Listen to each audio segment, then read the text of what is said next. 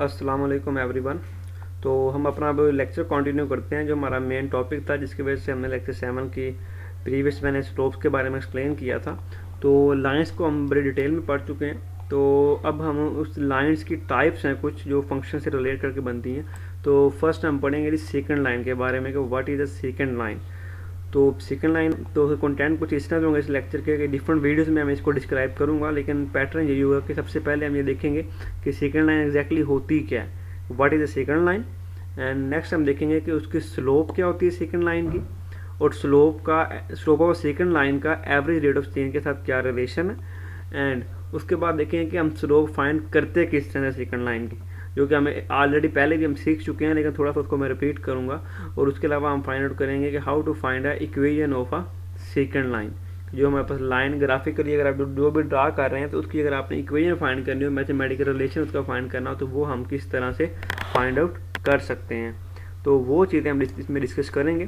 So continue करते हैं हम अपने लेक्चर्स को। तो first of all what is the second line. तो सेकंड लाइन क्या होती है हमारे पास, कि इससे पहले थोड़ा सा मैं रिवाइज करने के लिए मैंने जैसे स्लाइड बनाई थी कि लाइन के बारे में पढ़ चुके हैं कि positive slope, negative slope, slope intercept form, linear होगा तो मैक्सिमम पावर 1 होगी, एक्स की लीनियर है तो उसका आउटपुट क्या मिलती है हमें हमेशा पॉजिटिव में, और लीनियर के आउटपुट हमें एक लाइन मिलती है। एक्स का कोफिशिएंट अगर जो भी होता है वो स्लोप के बारे में बता रहा होता है, अगर हम स्लोप इंटरसेप्ट फॉर्म में लिखा हुआ हमने, तो अगर ये स्लोप इंटरसेप्ट फॉर्म में लिखा हुआ तो इसमें एक्स का कोफिशिएंट 1 है तो स्लोप क्या होगी 1, इसमें 2 है तो स्लोप क्या होगी 2, माइनस है तो -1, और स्लोप क्या होगी -4 होगी लास्ट फंक्शन में।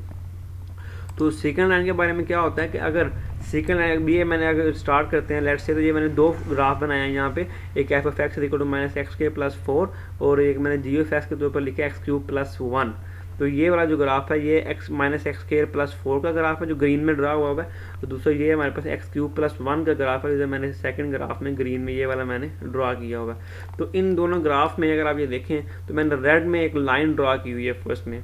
तो ये जो लाइन है इसको हम कहते हैं सेकंड लाइन। क्यों कहते हैं कि सेकंड लाइन की एग्जैक्ट डेफिनेशन ये होती है कि ऐसी कोई भी लाइन जो ग्राफ को 2 पॉइंट्स पे कट करके गुजर जाए, वो पॉइंट लाइन क्या कहलाती है हमारे पास सेकंड लाइन कहलाती है। तो इसको अगर ये हमारी जो पैराबोलिक शेप है, डाउनवर्ड पैराबोला है, इसमें अगर आप लोग देखो तो इसमें जो रेड लाइन है ये वाली, ये ग्राफ को 2 जगह पे कट करके गुजर रही है, तो इसलिए ये इस ग्राफ के ऊपर ये लाइन क्या है, एक सेकंड लाइन है according to this particular graph. इसी तरह इस साइड राइट साइड पे अगर आए तो इसमें क्यूबिक वाले ग्राफ के ऊपर भी ये जो रेड लाइन है ये इस ग्राफ के ऊपर क्या है, इसकी क्या बन रही है, ये सेकंड लाइन बन रही है। तो वेरी सिंपल कि ऐसी कोई भी लाइन जो ग्राफ को 2 पॉइंट पे कट करके गुजर जाए वो क्या कहलाएगी हमारे पास सेकंड लाइन कहलाएगी।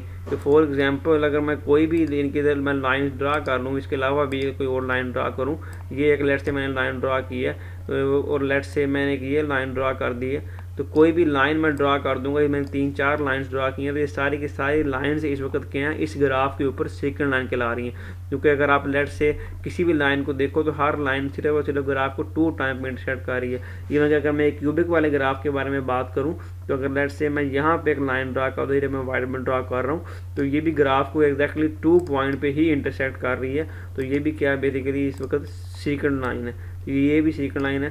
तो ये सिंपल बात फिर वही लास्ट टाइम रिपीट कर रहा हूँ कि कोई भी लाइन जो ग्राफ को 2 टाइम इंटरसेक्ट करके गुजर जाए, वो मोर देन 2 ना हो, 2 टाइम करे, तो वो क्या कहलाती है हमारे पास सेकंड लाइन कहलाती है। और इम्पोर्टेंट चीज़ ये होती है कि इसको हम लोकली चेक कर रहे होते हैं, ग्लोबली नहीं देख रहे होते हैं। कि अगर ये जो रेड लाइन है इसको मैं देखूं तो ये ग्राफ को एक तो इस जगह पे इंटरसेक्ट कर रही है और दूसरा इस जगह पे इंटरसेक्ट कर रही है, और लोकली इस लाइन को मैंने यहाँ पे रोक दिया, तो ये लाइन ग्राफ को 2 टाइम इंटरसेक्ट कर रही है। तो इस 2 पॉइंट्स के अकॉर्डिंग ये इस वक्त इस ग्रीन ग्राफ के ऊपर ये सेकंड लाइन कहलाएगी। लेकिन अगर आप इस रेड लाइन को इसी तरह अगर आप सो ऑन कंटिन्यू कर देते तो अल्टीमेटली इसने यहाँ पे आके इस रेड लाइन ने इसको दोबारा से इंटरसेक्ट कर जाना था, तो वो इसकी सेकंड की जो प्रॉपर्टी है उसको डेविएट नहीं करेगा। क्योंकि मैंने भी आपको बताया कि आपने लोकली देखना है कि उस किसी 2 पॉइंट्स के ऊपर आपको अगर वो लाइन से गुजर गई है उसके आगे वो क्या बिहेवियर कैरी डजंट मैटर। लेकिन अगर आपको कोई 2 पॉइंट अगर मिल रहे हैं उनको ऊपर इंटरसेक्ट करके ग्राफ को लाइन गुजर रही है तो वो क्या कहलाएगी, सेकंड लाइन कहलाएगी। इसी तरह अगर ये इस वाइट लाइन को भी देखें तो ये भी आगे इसको अगर अब मैं वाई एक्सिस में आगे इस तरफ राइट साइड पे अगर इस तरह मैं मूव करवा दूँ ये भी अल्टीमेटली यहाँ पे आके अगेन दोबारा से ग्राफ को मीट कर देगी, लेकिन वो इसकी सेकंड की प्रॉपर्टी को निगेट नहीं कर रहा होगा। तो सेकंड लाइन क्या है कि जो किसी भी ग्राफ को 2 पॉइंट पे इंटरसेक्ट करके गुजरे वो क्या कहलाएगी, सेकंड लाइन कहलाएगी। तो उसके लिए हम लोग सिंपल ये भी कर सकते हैं कि लाइक कोई और एग्जांपल ले रहे हैं, लेट्स से एक सर्कल ड्रा कर लिया जाए। तो अगर हम एक सर्कल ड्रा कर लें तो उस सर्कल में भी अगर आप देखेंगे कि उस सर्कल में भी अगर वो 2 पॉइंट्स पर लाइन इंटरसेक्ट कर दे, फॉर एग्जांपल ये मैं रेड में एक सर्कल ड्रा कर रहा हूँ, तो ये एक सर्कल है फॉर एग्जांपल, तो इसमें कोई भी लाइन अगर आप ड्रा कर दें, लेट्स से ये एक लाइन ड्रा कर दी तो ये भी ग्राफ को 2 जगह पर इंटरसेक्ट कर रही है, तो ये भी एक सेकंड लाइन है। अगर ये लाइन ड्रा कर दी सेकंड मैंने तो ये भी ग्राफ को 2 पॉइंट पे इंटरसेक्ट कर रही है, तो ये भी एक क्या है, सेकंड लाइन है। डजंट मैटर कौन सा भी ग्राफ है, अगर उस ग्राफ को 2 दफ़ा लाइन इंटरसेक्ट करके गुजर जाए तो वो लाइन क्या कहलाती है, बेसिकली सेकंड लाइन कहलाती है। सो आगे मूव करते हैं कि सेकंड लाइन की जब हमने बात की तो सेकंड लाइन है, तो सेकंड लाइन अगर जब भी लाइन की डिस्कशन होगी तो लाइन है तो इट मीन टू से कि उसकी कोई ना कोई क्या होगी, स्लोप होगी। तो ये मैंने लेफ्ट से लेफ्ट साइड पर जो फर्स्ट ग्राफ है, ये येलो लाइन अगर आप देखें हमने ड्रा की हुई है, तो येलो लाइन के ऊपर ये एक स्ट्रेट लाइन है, तो इसकी कोई ना कोई स्लोप होगी। स्लोप के बारे में हम देख चुके हैं डिटेल से कि इसमें अगर हम इसमें लाइन के ऊपर हम पी पॉइंट से क्यू तक मूव करेंगे तो इधर एक्स में भी कोई ना कोई चेंज होगा और कोई ना कोई वाई में भी चेंज होगा। तो जब ये चेंज आएगा तो स्लोप को हम इन दो पॉइंट्स पी एंड क्यू के अकॉर्डिंग हम इनको हम इस तरह से लिख सकते हैं, स्लोप को delta y over delta x which is equal to y1 minus y naught over x1 minus x naught. तो ये हमारे पास एक स्लोप की फॉर्म बन जाएगी। जब ये स्लोप की फॉर्म हमारे पास बन जाएगी तो हम इसी को देख के हम देखेंगे कि हमारे पास अल्टीमेटली ये जो स्लोप है ये किस चीज़ को रिप्रेजेंट कर रही है। जब ये तो बात हो गई थी लाइन की, कि लाइन की स्लोप तो हमने देख ली, डिस्कस भी कर चुके। अब अगर आप इसको इस सेंस में देखेंगे, अगर लेट्स से पी पोजीशन पे कोई ऑब्जेक्ट है वो मूव करना स्टार्ट कर देता है, क्यू पे आता है, तो अगर हमने ओवर चेंज देखना है तो चेंज जो है बेसिकली वो हमें पी से लेके क्यू तक ओवरऑल चेंज मिला है। यानी कि अगर मैं प्रीसाइज वर्डिंग यूज़ करूँ तो ये एक एवरेज चेंज मिला है पी से लेके क्यू तक।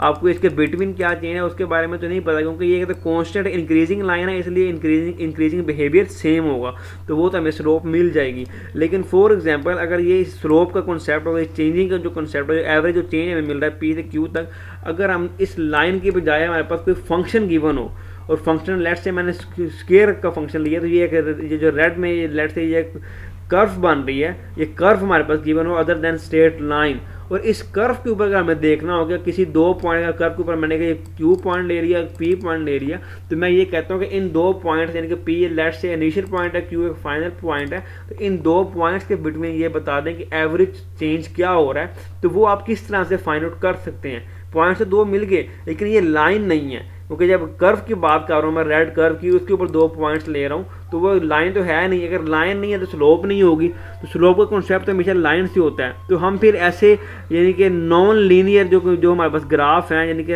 लाइन के अलावा जो ग्राफ हैं, उनका एवरेज रेट ऑफ चेंज हम कैसे फाइंड कर सकते हैं अगर हम कोई 2 पॉइंट्स के between change average change find out करना चाहें। तो उसको हम अगर डिटेल में देखेंगे कि लेट्स से अगर इसको अगर मैं नेक्स्ट ग्राफ में मूव करूँ, तो फॉर एग्जाम्पल अगर डिटेल, तो हम ये हमारे पास एक ये ग्रीन में ग्राफ है, ठीक है। अब इस ग्राफ को अगर आप देखेंगे गौर से, तो अगर आप इसका पी नॉट अगर आप स्टार्टिंग पोजीशन लें और P1 तक अगर आप मूव करते हैं, तो अगर ग्रीन पॉइंट की अगर बात करें तो ग्रीन लाइन के ऊपर अगर हमें चलना है तो हमने यहाँ से स्टार्ट करना है P नॉट से। तो इस तरह से स्टेप बाय स्टेप आप मूव करते जाएंगे, मूव करते ग्रीन के अकॉर्डिंग, तो आपकी हाइट आस्ता आस्ता क्या हो रही है, इंक्रीज हो रही है। पहले यहाँ तक हाइट इंक्रीज हो रही है, हाइट इंक्रीज होते होते with the passage of time आस्ता आस्ता बाद में क्या हो रही है, डिक्रीज हो रही है, और दोबारा फिर P1 पॉइंट पे हमने इसको रोक दिया।